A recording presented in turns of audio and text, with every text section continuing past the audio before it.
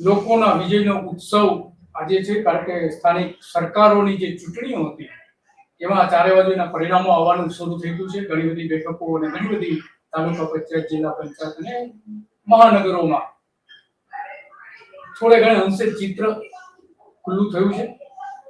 પણ એમાં સૌથી મહત્વની વાત તો એ છે કે ભાજપને એકદમ ક્લીન સ્વીપ મળી છે.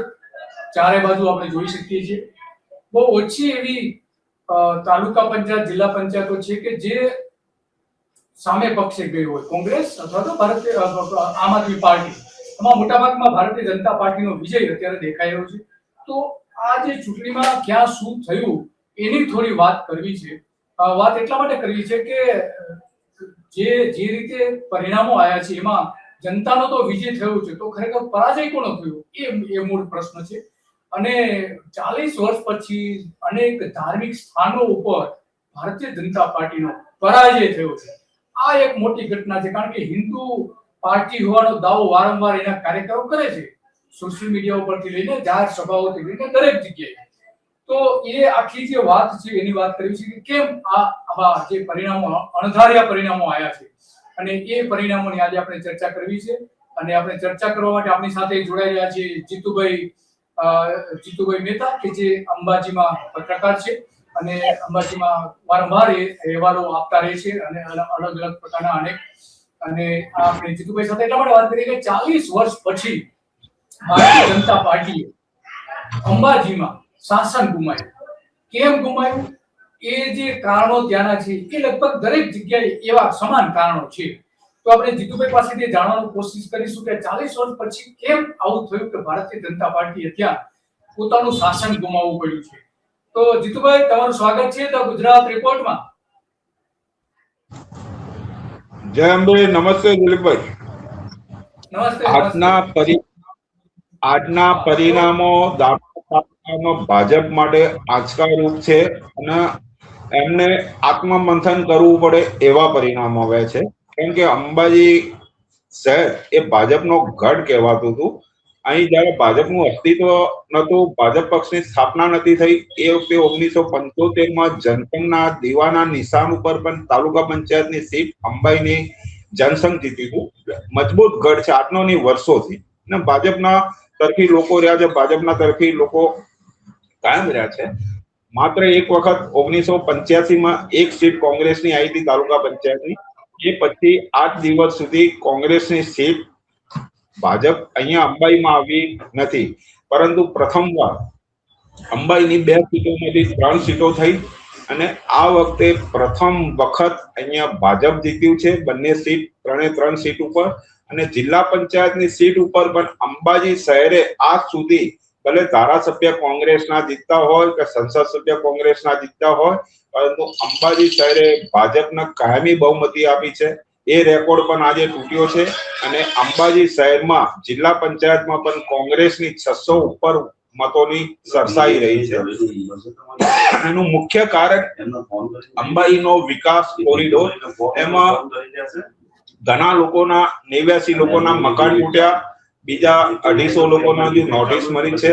અને વિકાસનો નકશો આજ દિવસ સુધી લોકોને એવી ખબર નથી કે અંબાઈનો વિકાસ ક્યાં સુધી, કયા ઘરોને અસર કરશે, કયા લોકલ વેપારીને અસર કરશે. વિકાસની યોજનાઓનું કામ ચાલુ થઈ ગયું છે, હાઈવે ઉપર કામ ચાલુ થઈ ગયું છે, પરંતુ લોકોને એક ભય છે અને ડરેલા છે.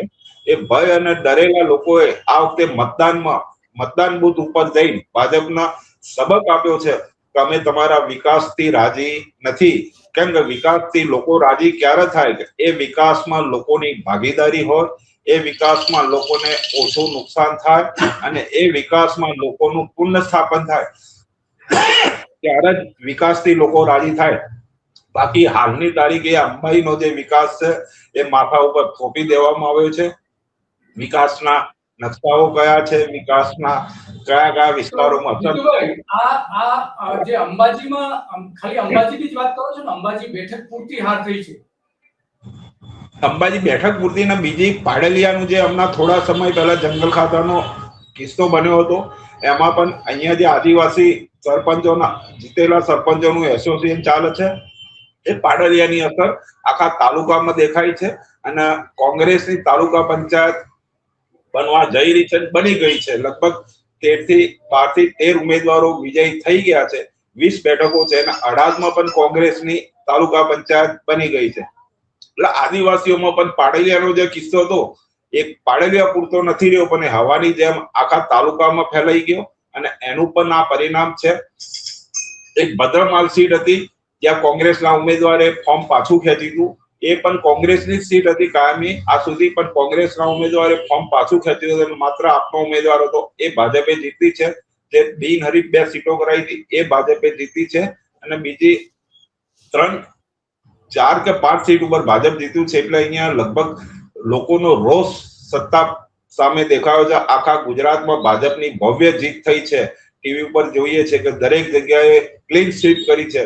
પરંતુ દાંતા તાલુકામાં અને ખાસ તો અંબાજીના જે પરિણામો છે ઐતિહાસિક પરિણામો કહેવાય, કેમ કે 40 વર્ષ પછી પ્રથમ વખત ભાજપની અહીંયા અંબાજી ખાતે હાર થઈ છે.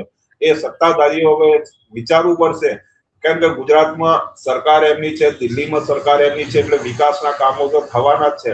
પરંતુ વિકાસ યાત્રાધામોમાં સ્થાનિક લોકોને નુકસાન કરે છે. એ વિકાસથી સ્થાનિક લોકોનો ફાયદો થાય એવો વિકાસ હોવો જોઈએ.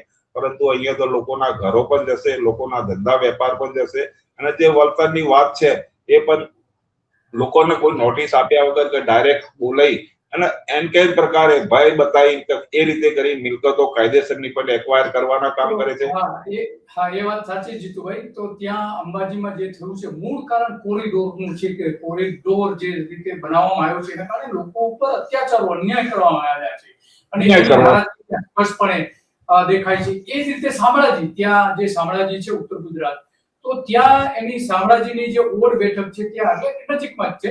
તો ત્યાં જે થોડા જ સમય પહેલા આઈપીએસ મનોજ નીનામા કે જે નોકરી છોડીને ભાજપમાં જોડાયા હતા અને શામળાજીની ઓડ બેઠક ઉપર એ ચૂંટણી લડતા હતા. ત્યાં પણ શામળાજી જે આપણે જાણીએ છીએ શામળાજી તો પ્રખ્યાત મંદિર છે, ધાર્મિક સ્થાન છે, લોકો દૂર દૂરથી ત્યાં દર્શન માટે આપે છે. તો ત્યાં પણ ભારતીય જનતા પાર્ટીના આ જે નેતા છે એની હાર થઈ છે. 2700 મતે હાર થઈ છે. આ જ રીતે બીજું ઘણી જગ્યાએ આપણે જોઈ શકીએ, ગરુડેશ્વરમાં પણ એ જ રીતે જોઈ શકાય છે કે ત્યાં આમ આદમી પાર્ટી નું દેખાય છે. અને સોમનાથ જે છે, સોમનાથ ખાસ કરીને સોમનાથમાં પણ એ જોવા મળે છે. અને દ્વારકામાં પણ કોંગ્રેસે એક તાલુકા પંચાયત આખી જીતી લીધી છે દ્વારકાની અંદર. એટલા માટે આ મહત્વનું બની જાય છે કારણ કે દ્વારકા જિલ્લો અને જામનગર ને એની આસપાસ દ્વારકાની નજીકનું એક જે લાલપુર છે કે જ્યાં રિલાયન્સની ફેક્ટરી આવેલી છે. લાલપુરની જમીનો ઉપર એની ઘણા બધા એકમો પણ કામ કરે છે રિલાયન્સના. તો ત્યાં પણ આમ આદમી પાર્ટીની સત્તા આવી છે લાલપુરમાં. એટલે કે દ્વારકા અને આસપાસના વિસ્તારોમાં, દ્વારકામાં પણ એ રીતે જોવા મળે છે કે મોટા પ્રમાણમાં પરાજય થયો. સોમનાથમાં પણ જે થયું એ સોમનાથમાં પણ આ જ રીતે થયું છે.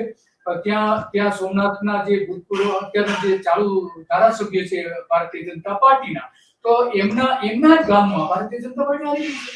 સોમનાથમાં પણ એવું છે, ત્યાંના જે નગરપાલિકાના પ્રમુખ હતા એ પણ હારી ગયા છે. અને